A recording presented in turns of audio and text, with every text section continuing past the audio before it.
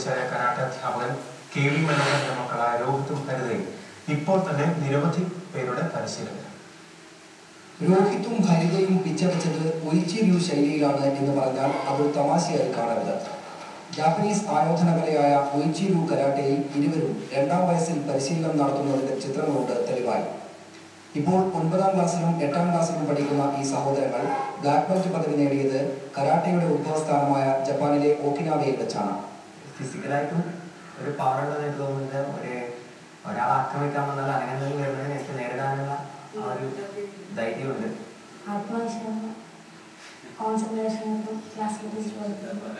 ഉയിച്ചിര്യു ശൈലിയിൽ ഇന്ത്യയിലെ ഏറ്റവും പ്രധാന പരിശീലകനായ പിതാവ് KV മനോഹരൻ തന്നെയാണ് ഇരുവരുടെയും ഗുരു.